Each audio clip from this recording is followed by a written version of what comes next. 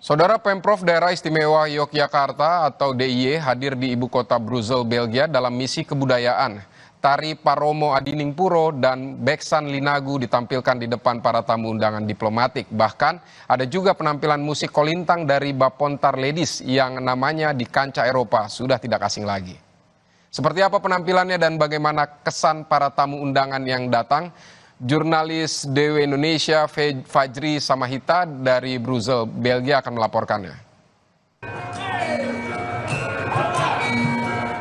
Pemprov Daerah Istimewa Yogyakarta kini hadir di ibu kota Brussels, Belgia dalam misi kebudayaan. Dalam misi kali ini, Pemprov DIY menampilkan tari Paromo Adiningpuro dan tari Beksan Linagu di depan para tamu undangan diplomatik. Secara garis besar, tari Paromo Adiningpuro ini terinspirasi dari kekayaan karya seni yang dimiliki oleh Kadipaten Pakualaman, terutama seni batik yang berkaitan erat dengan ajaran dari para leluhur Puro dan menjadi salah satu karya andalan Kadipaten Pakualaman. Kira-kira seperti apa persiapannya hingga bisa sampai di Belgia saat ini? Dan apakah akan tampil juga di negara Eropa lainnya?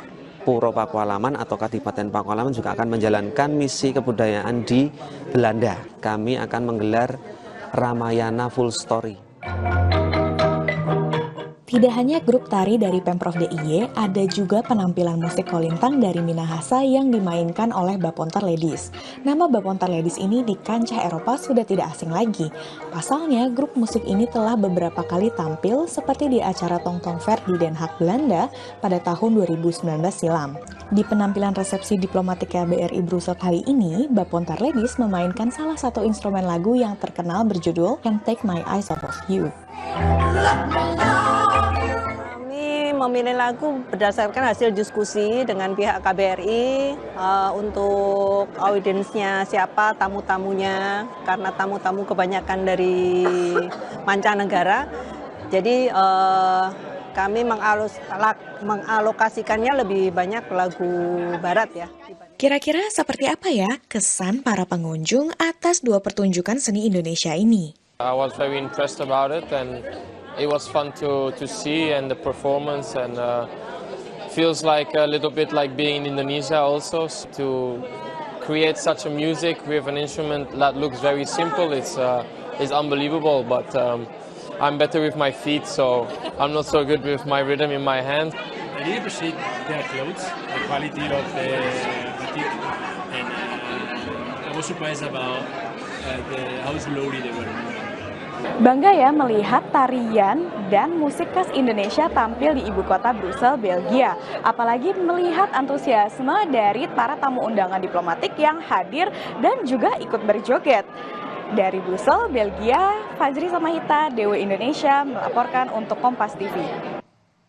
Kita ke sorotan selanjutnya, kota Baltimore pernah jadi pusat manufaktur dan industri garmen Amerika Serikat awal tahun 1900-an. Namun seiring berjalannya waktu, banyak pabrik pindah keluar Amerika Serikat dan para penjahit Baltimore mulai kehilangan pekerjaan. Seorang perempuan berdarah campuran Indonesia Amerika Serikat berupaya menghidupkan kembali industri garmen di kota itu. Para penjahit, desainer, bahkan pengajar. Semua sibuk di distrik garmen Baltimore. So now it's over 20,000 square feet. 20,000 square feet of a needle trades district in Baltimore.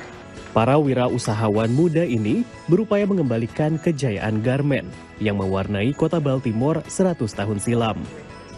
Industri garmen Baltimore mencapai puncaknya saat jadi sentra produksi seragam tentara ketika Perang Sipil AS. Pada 1900-an, Baltimore adalah salah satu dari 5 sentra produksi pakaian di Amerika, sebelum akhirnya meredup awal abad 21.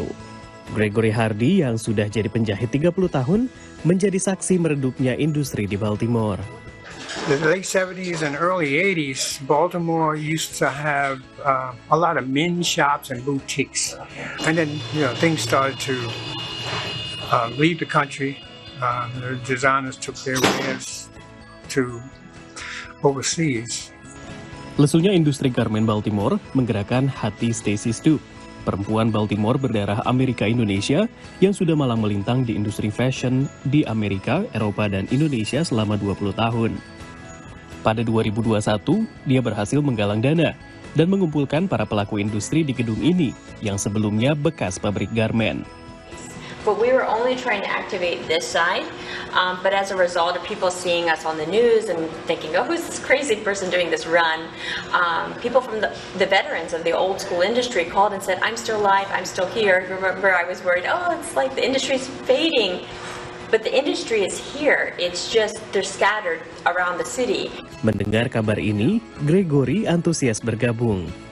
People always say it's a dying art.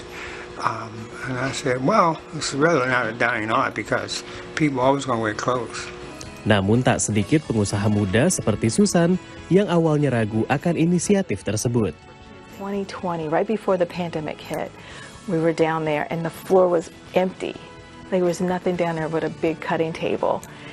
And I was just walking around like, well, what are you doing with this? What are we doing? Sedikit demi sedikit, semakin banyak penjahit, desainer, bahkan pengajar yang bergabung. Pengusaha muda seperti Nicole senang melihat industri garmen kembali menggeliat.